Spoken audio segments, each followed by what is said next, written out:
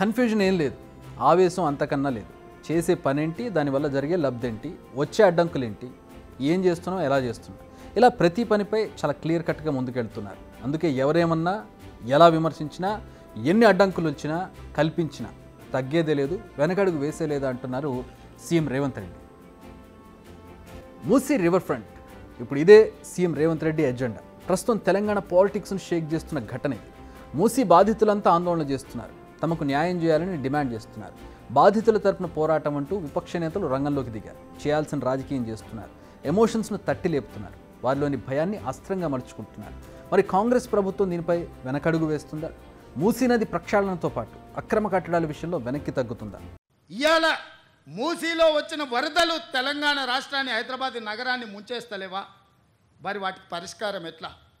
నాకు తెలియదా? ఇవాళ కొంతమంది పేదలు ఇండ్లు తీస్తే వాళ్ళకి దుఃఖం ఉంటుంది, వాళ్ళకి బాధ ఉంటుంది, వాళ్ళు కొంత ఆవేశంగా మాట్లాడతారని నాకు తెలియదా? రాజకీయంగా లాభమో నష్టమో ఉంటుందో నేను అంచనా వేయలేనా? 20 ఏళ్ళు ప్రజాక్షేత్రంలో ఉన్నోని, ప్రజలలో తిరిగినోని, పేద ప్రజల కష్టమేందో తెలియకుండానే తెలంగాణ రాష్ట్రానికి ముఖ్యమంత్రి అయినా.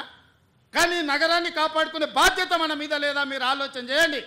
ఇవాళ హైదరాబాద్ నగరానికి తాగునీరుని అందించిన ఉస్మాన్ సాగర్, హిమాయత్ సాగర్లో బల్చినోళ్ళు, బల్చి కొట్టుకుంటున్నోళ్ళు ఫామ్ హౌజులు కట్టుకొని వాళ్ళ డ్రైనేజ్ తీసుకెళ్ళి ఆ గండిపేటలో, హిమాయత్ సాగర్లో, ఉస్మాన్ సాగర్లో కలిపితే వాళ్ళ డ్రైనేజ్ నీళ్లు హైదరాబాదు నగరం తాగాలనంట. ఇవాళ ఆ ఫామ్ హౌస్ చుట్టూతో కట్టుకున్న ఇల్లు ఎవరివి?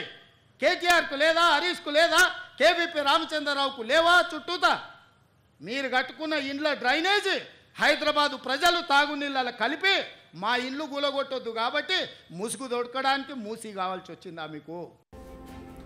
కష్టాలేంటో తెలుసు, వారు పడుతున్న బాధలు కూడా తెలుసు. కానీ భవిష్యత్తు బంగారమయంగా ఉండాలంటే కాస్త కష్టాలు తప్పమంటున్నారు సీఎం రేవంత్. నిజమే కదా, మురికి గంపులో బతకడం ఎవరికి మాత్రం ఇష్టం ఉంటుంది? వారు మార్పు కోరుకుంటారు. అయితే ప్రభుత్వం సరైన న్యాయం చేస్తుందా లేదా అనేదే వారి భయం.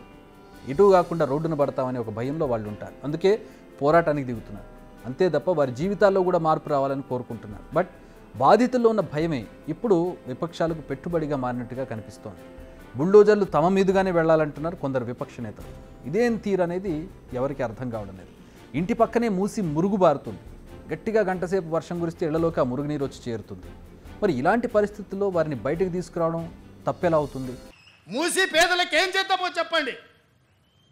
ప్రతి పేదవాడికి మంచి కాలనీలు చేసి ఇల్లు కట్టిద్దాం చెప్పండి. ప్రభుత్వం దగ్గర భూములు లేవా? ప్రభుత్వం ఏమైనా గొడ్డుపోయిందా? జవహర్ నగర్లో 1000 ఎకరాలు ఉంది ప్రభుత్వాన్ని. మూసీలు ఉన్న పేదవాళ్ళందరికీ తలా 150 గజాలు చేసి ఇచ్చి ఇందిరమ్మ ఇల్లు కట్టిద్దాం. రాండి సన్నాసులారా, ముందుకు రాండి, పేదోళ్ళు కట్టిద్దాం.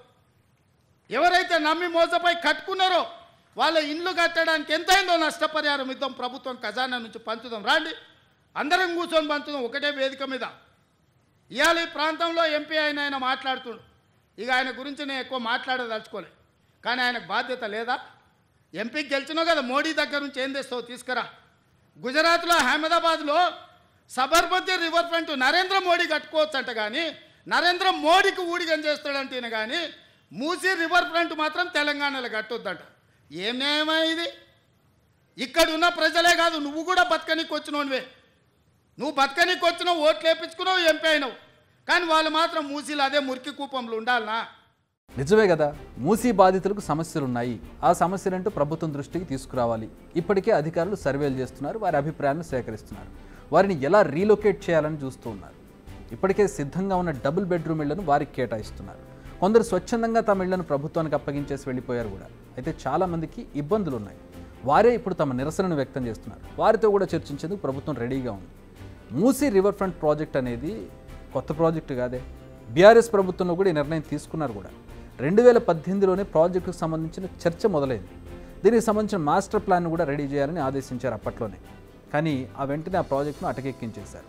కానీ రేవంత్ సర్కార్ ఇప్పుడు ఆ ప్రాజెక్టును చేపట్టింది. కాస్త కష్టమని తెలిసినా, రిస్క్ అని తెలిసినా అడుగులు ముందుకే వేస్తోంది. మరి మీరు చేస్తే కరెక్టు, రేవంత్ చేస్తే తప్పేలా అయిందో అనేది కాంగ్రెస్ నేతల కీలకమైనటువంటి ప్రశ్న. ఇవాళ మూసీలో వచ్చిన వరదలు తెలంగాణ రాష్ట్ర ఇవాళ పేదలకు అన్యాయమైందని ఏడుస్తున్నారు కదా. ఈ తెలంగాణ రాష్ట్రాన్ని దోసుకున్న నిధులు మీ పార్టీ ఖాతాలో 1500 కోట్లు ఉన్నాయి. ఒక 500 కోట్లు తీసి ఆ మూసీలో మునిగిపోయిన వాళ్ళకి పంచిపెట్టండి. మీకు అధికారంలోకి రాకంటే ముందు తొడుక్కోవడానికి చెప్పులు కూడా లేవు కదా. ఈరోజు 1500 కోట్ల రూపాయలు మీ పార్టీ ఖాతాలో ఉన్నాయి. అది ఎవరి సొమ్ము? తెలంగాణ ప్రజల సొమ్ము కాదా? ఇవాళ తెలంగాణ ప్రజలు మూసీలో ఉన్న పేదలు బాధలు ఎదుర్కొంటున్నారని మీరు మాట్లాడుతున్నారు కదా. ఒక 500 కోట్ల రూపాయలు మీ పార్టీ ఖాతాలో నుంచి తీసి వాళ్ళకి పంచి పెట్టండి. వాళ్ళకి ప్రత్యామ్నాయం ఏం చేయాలో చెప్పండి. ఈరోజు ఈ ప్రభుత్వం సిద్ధంగా ఉంది వినడానికి. హైడ్రా గురించి అసెంబ్లీలో చర్చ పెట్టినప్పుడు ఈ సన్నాసులు పారిపోయినారు, మాట్లాడలేదు. హైడ్రా మీద అసెంబ్లీలో చర్చ జరగలేదా? ఆ రోజు మీరు సూచన చేసి ఉంటే ఈరోజు మీరు అడ్డగోలుగా మాట్లాడాల్సిన అవకాశమే లేకపోతుండే కదా. మూసీ గురించి తెలుసుకుంటున్న కొద్దీ కొన్ని ఇంట్రెస్టింగ్ విషయాలు కూడా తెర మీదకి వస్తూ ఉన్నాయి. మూసీ నదీ గర్భంలో కొందరికి పట్టాలున్నాయి. వారిని కూడా గుర్తించి పరిహారం ఇస్తామని చెబుతోంది ప్రభుత్వం. పరిహారం ఇస్తాం, పునరావాసం కల్పిస్తాం, అవసరమైతే ఇంకేదైనా చేస్తాం. కానీ ప్రాజెక్టును మాత్రం ఆపేది లేదు. అడుగులు ముందుకే కానీ వెనక్కు పడదు. ఓ మంచి పని చేసేందుకు ఎవరెన్ని అడ్డంకులు సృష్టించినా తగ్గేదే లేదు, ఆగేదే లేదు. ఇదే కాన్సెప్ట్తో ఇప్పుడు ముందుకు వెళ్తున్నారు CM Revanth Reddy. So let's wait and see. Big TV outlook కథనాలు నచ్చితే వెంటనే బిగ్ టీవీ ఛానల్ ను సబ్స్క్రైబ్ చేయండి.